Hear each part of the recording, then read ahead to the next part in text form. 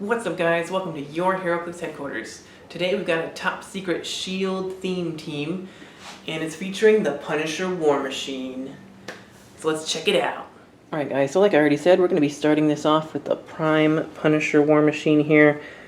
He looks super awesome if you haven't seen him before. He's got that 12 attack, 4 damage to start with.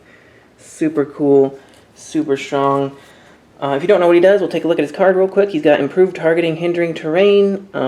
He's got this cool trait. The man inside is the real machine, which during first construction you may include a character named Punisher at 75 points or less on your sideline, and when Punisher War Machine will be KO'd, instead you can replace him with that Punisher on his last non-KO click, roll a d6, and heal Punisher half the result. This game, that Punisher can't be healed any other way. Protected Pulse Wave. So that's cool. For an extra 5 points, you can kind of get him an extra life. We're going to be using that trait today, and we're going to use the only one we can use, which is, to say in modern age at least, this Punisher here from the OP kit. He's pretty good. We'll take a look at him in a second. We'll finish reading Punisher War Machine's card.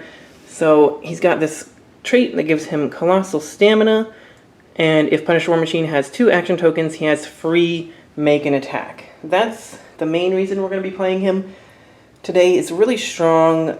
You just keep colossal pushing with him, and he keeps getting free attacks. So essentially, he can attack twice per turn every turn, which when you're talking about that 12 attack, 4 damage to start with, gets pretty crazy. And then he also has Energy Explosion and Knockback on his attack power, which can come in more handy than you might think.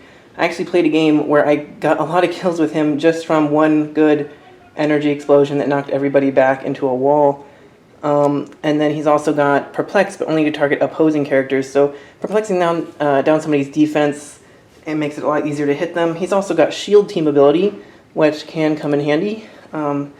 And then just to take a quick look at the Punisher here, he does also have improved targeting, hindering terrain.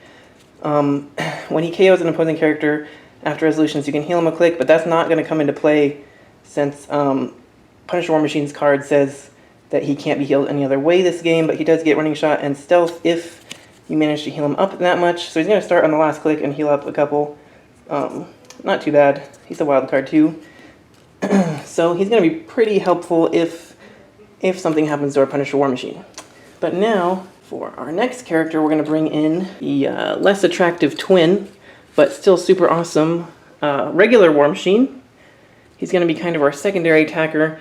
Here, as you can see, he also has running shot, 11 attack with penetrating blast and 4 damage. And he's also got the shield team ability. And Indomitable, super good, super strong. He's got this Assembled Avengers trait isn't going to come into play because we're only going to have 2 Avengers at the end. But the main reason I like him is this minigun target lock. So when War Machine hits, after resolutions, give a hit character a target lock token and remove all other target lock tokens, and then make a range attack using War Machine's printed attack and damage values, but only to target that character with the target lock token. So he can also potentially attack twice per turn just from the target lock token with a free attack. And he has Perplex, but only to target himself. And if you'll notice, he also has the improved targeting, hindering, and can make range attacks while adjacent. So that is super handy with the Penetrating Blast. He's also got like a 7 range double target, 4 damage, shield team ability, and lots of good stuff on him. These two, I find, make a very good combo when played together for 190 points. Essentially, you can get 4 attacks off in one turn with their ridiculously high attack and damage values, and a little Perplex goes a long way with them. Bringing in some support figures for them, we're going to bring in Sharon Carter. She's got some sidestep and energy shield deflection and the shield team ability as well, so she's really great.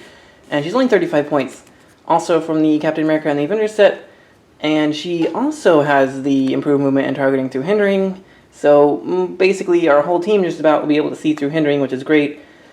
She got traded leadership, which is going to come in handy. The rest of it doesn't really count since we don't have a Captain America on our team.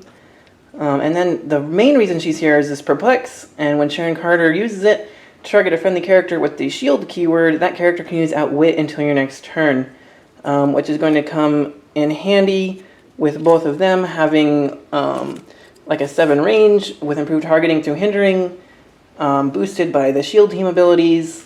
You're easily going to be able to see some like 10 range outwits from them. Shooting through hindering if we need to target somebody in stealth is really great. And actually one combo I'll just talk about real quick with her and the Punisher War Machine is if you were to use her to perplex up Punisher War Machine's stats however you need, after he's taken an action, let's say he's got 1 action token on him, you can actually then use him to move, either full move or running shot, whatever you need to do.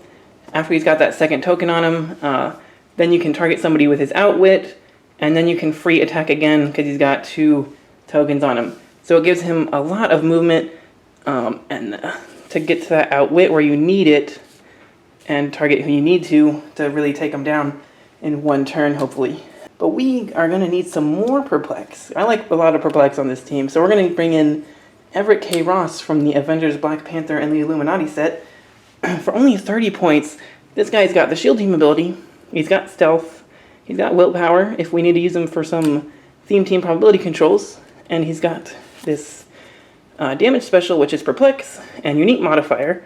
When Everett K. Ross uses Perplex, he may modify the chosen combat value by +2. If he dies at the end of the turn, roll a d6 on a 1 through a 4, deal him 1 unavoidable damage, which is, you know, on a 30-point support piece, not that bad. He's got 4 clicks of life, so you can actually pull that off quite a few times.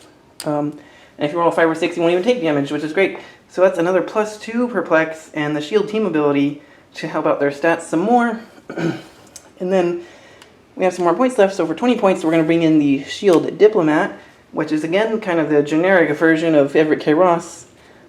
He is also great for only 20 points. He's got the shield team ability, some defend with 18 defense could be helpful to defend them, your support figures.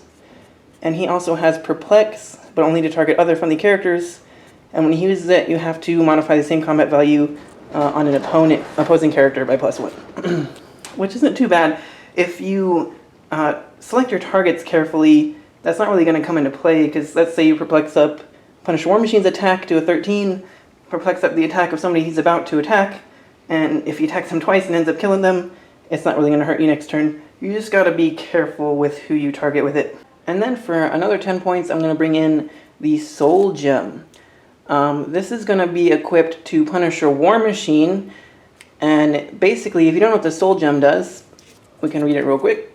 It modifies his defense +1 and gives him steal energy, but for close or range attacks. And if he hits with a 10 or higher after resolutions, heal him another click. So this is what's going to really make the team, is what's going to really make Punisher War Machine shine at his full point value. He's going to be able to just keep hitting, just keep healing, since he can actually attack twice a turn every turn. You know, he's got pretty high stats there. He can just keep healing. It doesn't really matter if he takes a pushing damage from the Colossal Stamina, because he's just going to heal it back, maybe heal it 2 times that turn. It's going to keep him really alive, hopefully, for the rest of the game. It's a pretty strong combo. Now, we still have a few points left over on this team, so I'm going to actually ask you guys, what would you do? We have 10 points left. We could bring in another gem to equip War Machine. We could, if this wasn't Modern Age, you could use some ID cards or something else to fill the 10 points. A couple Mandarin rings, maybe. You know, there's a lot of things we could do for 10 points nowadays. Now, if you really wanted to, you could actually get rid of his 5-point trait, and you don't need the Punisher. I find in a lot of games that I'll pay for the 5-point trait, and he'll just end up destroying everything, and I won't need it because he'll never get touched. And then I won't use the 5-point trait, and he'll end up getting focused and killed, and I wish I'd paid for it. So it's kind of 50-50 on that, how that works out for you. But yeah, let me know in the comments if you like this team and what else you do to fill it out.